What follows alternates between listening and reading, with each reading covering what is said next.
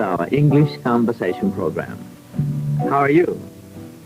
I hope you're fine. Today I'm very delighted to be presenting another guest hour together with Beth Higgins. Hi, everybody. It's nice to be back with you. The guest this month is Tim Clark, a graduate student at Harvard University who's currently in Japan studying the Japanese language.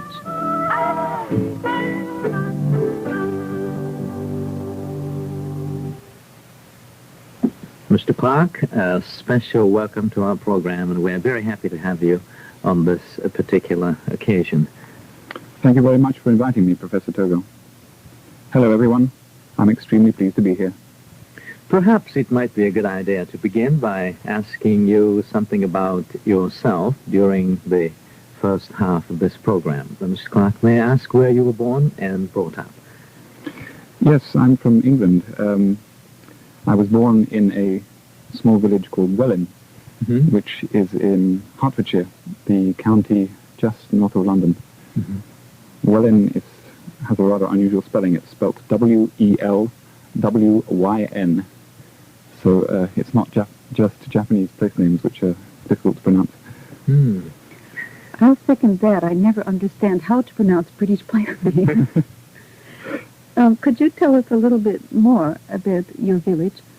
Yes, I'd be delighted to. I was thinking, how would I explain my village in Japanese terms? And it's rather like one of the Shukubamachi, because originally the village was located on the cross point between two Roman roads. So we're talking about the 1st, 2nd, 3rd centuries AD. It has that long a history.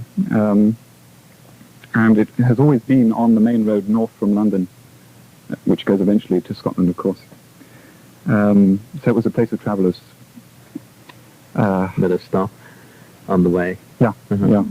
About one day's journey north of London, so it was a particularly popular place to spend the night.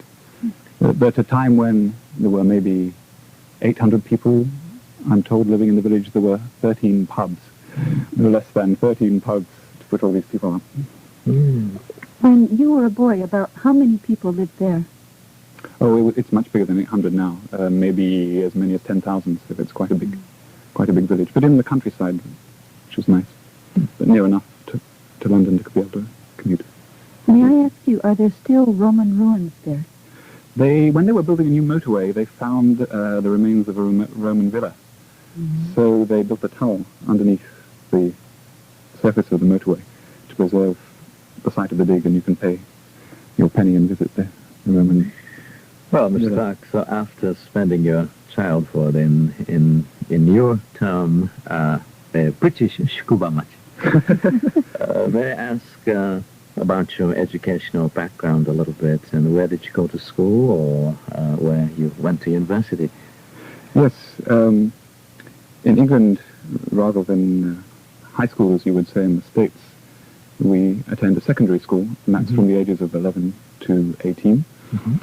In my case, it was St. Albans School, which is in the city of St. Albans again, in Hertfordshire. And as far as university is concerned, it was St. John's College, Oxford. Can you tell us a bit more about your secondary school? I would assume it's a very old school. Yes. From the way your name sounds. St. Albans School was what was then called a direct grant school, just to clarify its status, which meant that half the pupils were fee-paying and half the pupils had scholarships from the government. This kind of school no longer exists. But you're right in saying it had a very long history. It was, legend has it, as the headmaster always said, that the school was founded in the year 948, so more than 1,000 years of history. It was originally a monastery school because it stands right next to a very large cathedral, and the cathedral itself was built, I think, sometime in the 11th century. So yes, it's a school with a long tradition. Was it only for boys? Yes. I see. I'd like to ask you something about Oxford. What did you major in at Oxford? Not with you yet. Not with you yet. In the case of English universities, we generally say, what subject did you read? I read Oriental Studies.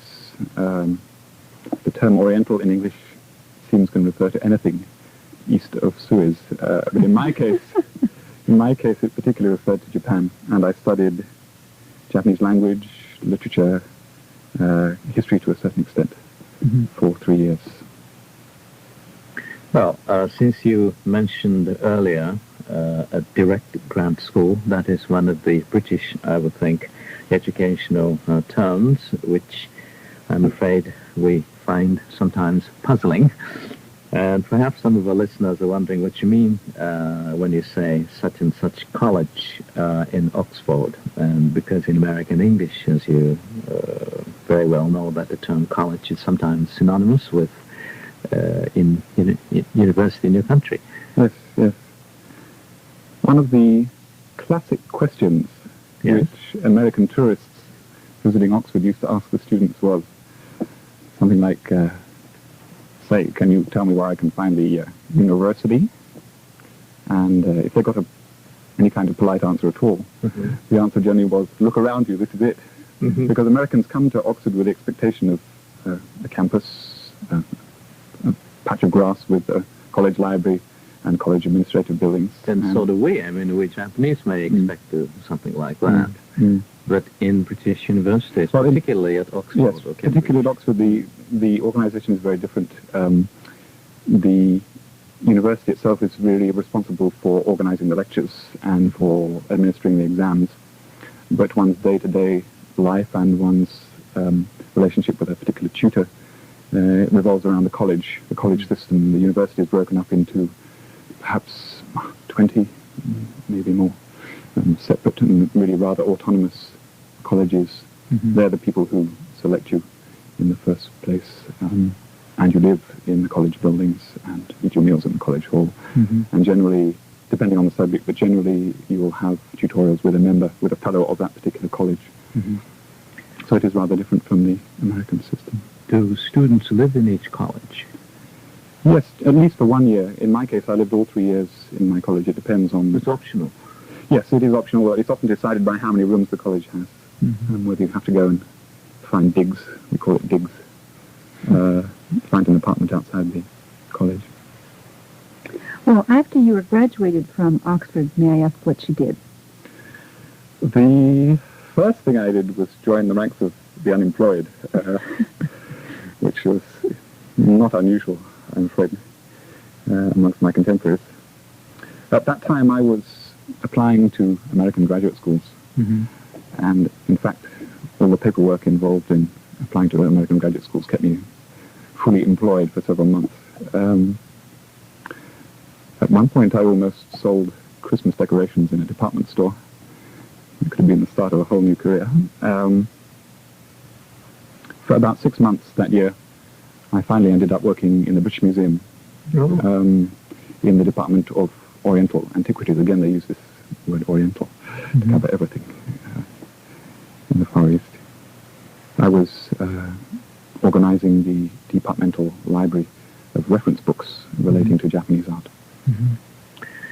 So was it when you were working for the museum that you were motivated to study art history, particularly that of Japan?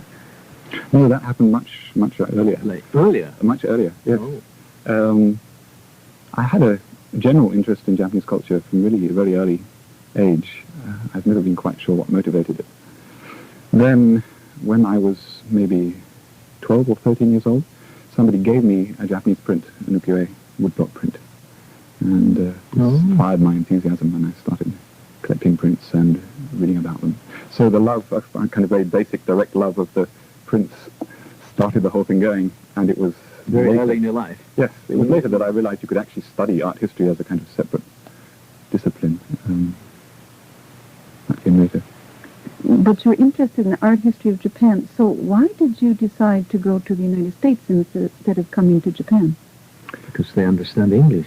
That may have been one of my motives. Yes, it's an interesting question, and it's certainly one I asked myself at the time. The kind of state I was in was that I knew nothing about art, but I knew what I liked. I had this very kind of direct love of Japanese art, but it was in no kind of directed way. I felt I needed to go to America and be exposed to the kind of very, to the interest that American graduate schools have in methodology to organize my thinking. I thought that on the basis of that, on the basis of some actual training in art history, I'd make much better use of my time in Japan. And there was a practical reason. All this paperwork involved in applying to the American graduate schools, I think it would have been impossible to do it from Japan, because I was applying to universities and applying for grants at the same time from all kinds of different sources.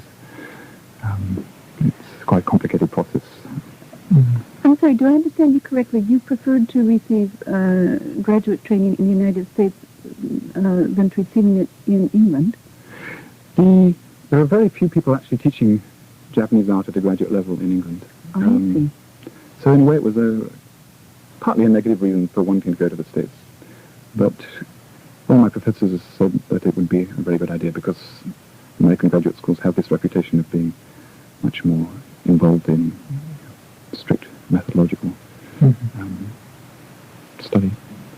And Mr. Clark, can I ask you when you first came in contact with Japanese language, or probably our listeners would enjoy you sharing some of your foreign language learning experiences, and I hope one of the languages you studied so far is Japanese. Yes. Well, the first time I came in contact with Japanese was as a student at Oxford. I mean, this was the main thrust of my 3 years there, learning the Japanese language. But the focus of the study there was very much teaching Japanese as a literary language. And I think quite rightly. I am at a stage now where, with the aid of a dictionary and with extensive notes, I can make something of classical Japanese literature. But I still find it very difficult, I mean, to do simple things like just explain how I want my hair cut or something. So this is one of the reasons why I've come to Japan now, to try and make my spoken ability much more fluent than it has been in the past. Well, I'm curious about your study of Japanese, particularly since you just made the comment that at Oxford the training was rather literary, and you think quite rightly. Yes, quite rightly so. Their feeling was that if we wanted to learn colloquial Japanese, the best thing to do was to live in Japan. It was really a rather a waste of time for them to try and teach us too much in that respect. And bearing in mind that many of us were interested in scholastic careers, it was better to have a thorough grounding in perhaps in grammar or in literary forms, learning to read rather than to speak. So what about studying the language? What about studying the language? Well, I still find it very frustrating. This tremendous gap, I'm sure all your listeners can empathize with this, but the tremendous gap between what you want to say and what you can actually say. I feel I have a completely different persona when I speak Japanese from when I speak English. Any practical suggestions for Japanese students who are learning English? Turning to brown. Yes. Well, I can make some general comments. Maybe I can sum it up in one word, which would be relax. I find one of the problems when I try to speak Japanese that I get very nervous. And I think if you can just take it a bit more easily, just as the Americans would say, hang loose, I think you'll find it flows more. But that doesn't mean fall asleep. I mean, it means I think one should be adventurous as well, and perhaps try and say difficult things, perhaps say more difficult things than one has been taught how to do, so that you're constantly making some kind of progress. Well, Mr. Clark, that's all the time we have today, and we would like to come again next week. Yes, I'd be delighted to. Everyone, this concludes today's guest hour. So long. Goodbye, everybody. Goodbye. 英語会話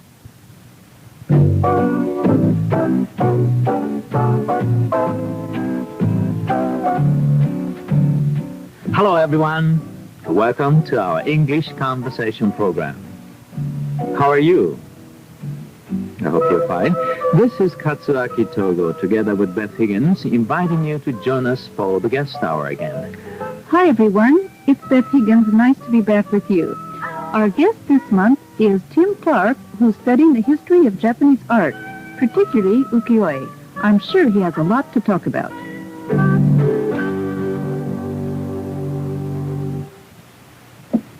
It's always a pleasure to be with you again, and please let me begin today by summing up last week's program for the sake of those who missed the last time. Our guest this month, Tim Clark, was educated at Oxford, where he majored in Japanese studies.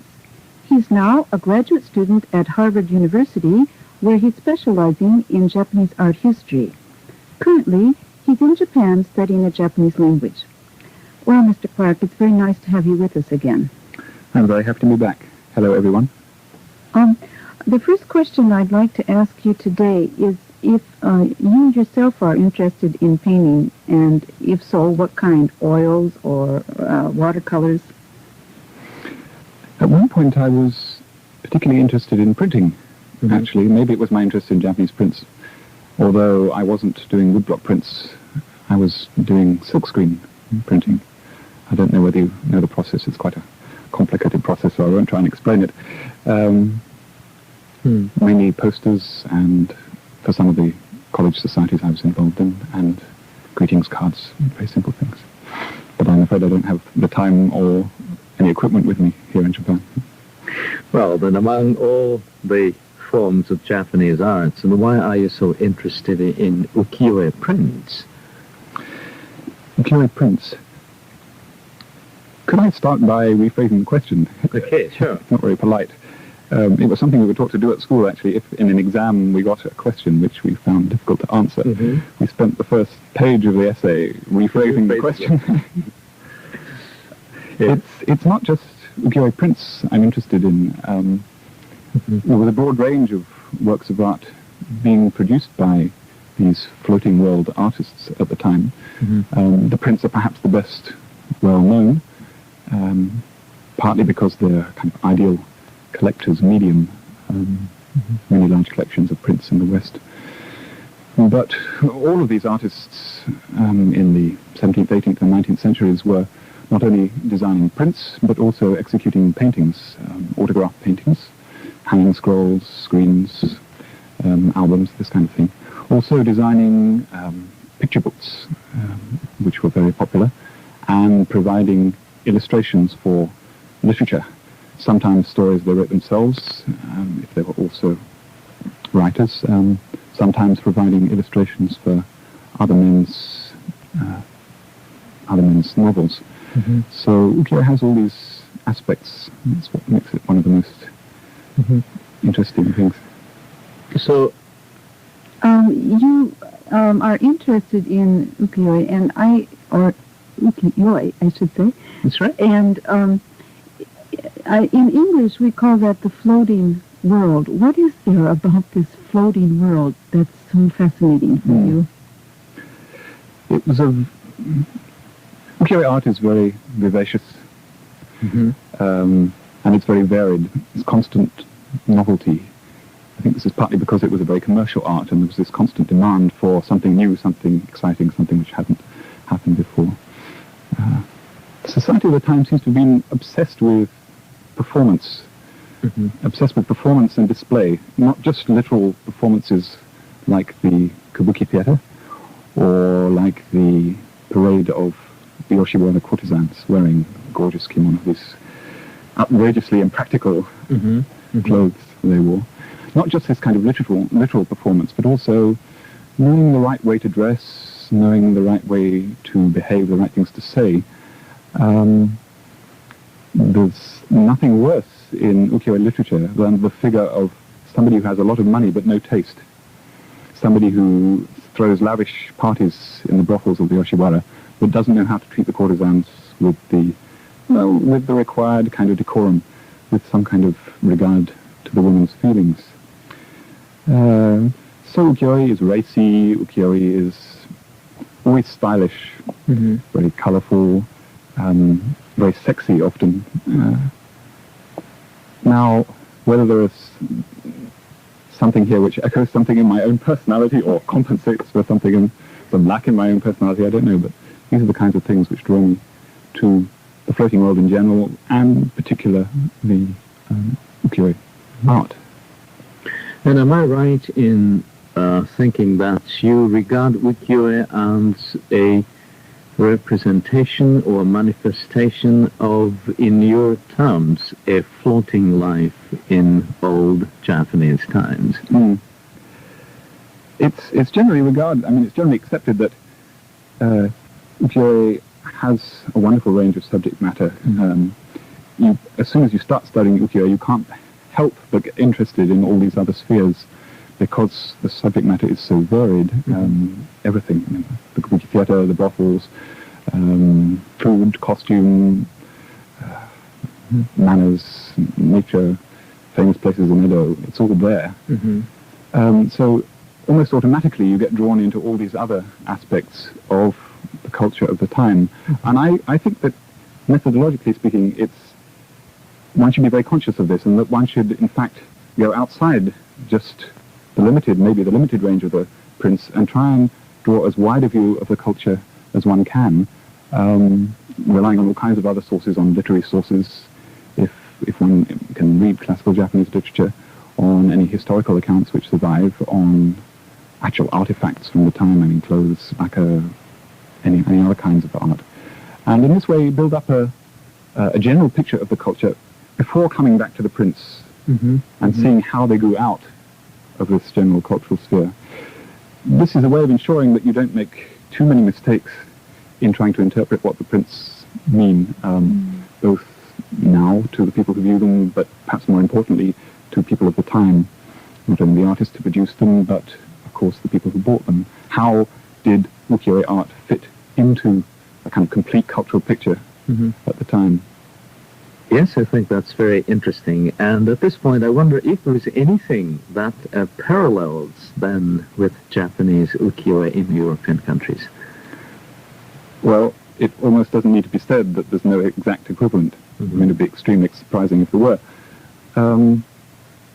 Obviously, various aspects of floating world culture you find in many major European cities at different epochs of history. And there were certainly popular prints around in all European countries, and they tend to be very little studied. It's hard to find out exactly what the range of popular prints were, and maybe it's because they didn't reach the kind of aesthetic sophistication which ukiyo seemed to manage. Certainly the techniques of color printing in Europe never reached the same kind of extraordinarily beautiful levels. Japanese ukiyo prints are probably the best color wood block prints that have ever been produced in the world. And as one scholar has said, they are probably the best color wood block prints that will ever be produced in the world. We can't really get back to the wonderful kind of levels of skill which they managed in the period. Well, I'm certainly not a specialist in this area, but we often read and we can see in paintings themselves that ukiyo had quite a big influence on several European artists. Do you have any comment on that? Well, it went both ways.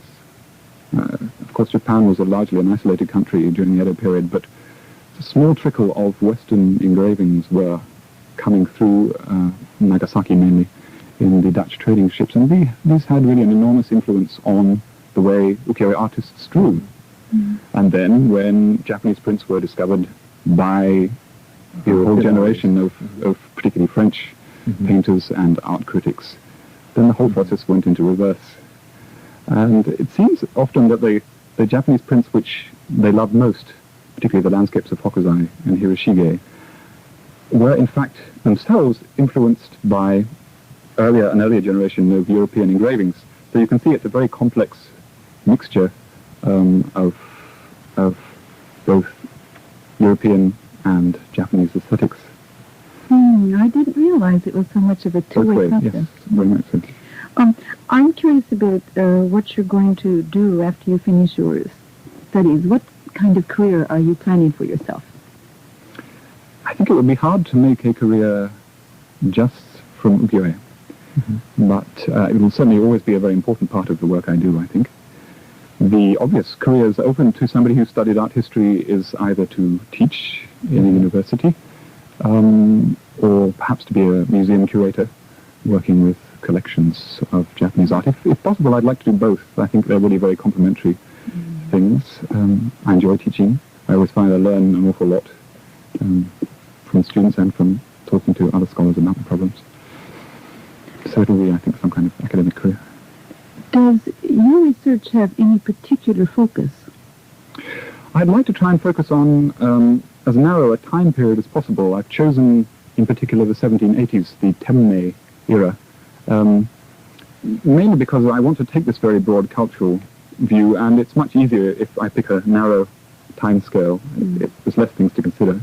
So I think ukiyo-e art in the Tenmei era would be the subject of my thesis. And I'd like to ask you this question. What do you think it is that makes ukiyo-e unique? Unique. Yeah. There are literally millions and millions of works of ukiyo-e art, prints, paintings, everything that I've talked about. And yet, ukiyo-e is generally regarded as a very popular art form, as something which is very close to the heart, to the throb of popular culture.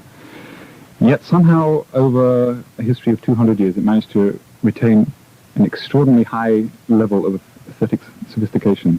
This, to me, is its unique contribution. And it's obviously because the peculiar characteristics of Japanese society at that time, so many people from the merchant class were debarred from politics. So here we have these wealthy people with education, with taste, who are able to patronize this wonderful art form. Well, you've certainly been devoting a lot of your time and effort to studying all this, and now that you're living in Japan, is there anything you've gained by living here that deepens your understanding or appreciation of ukiyo-e?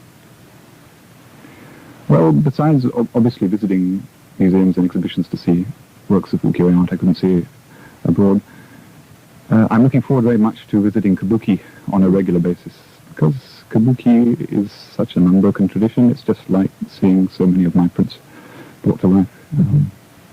So you mean kabuki can be one form by which ukiyo-e is represented?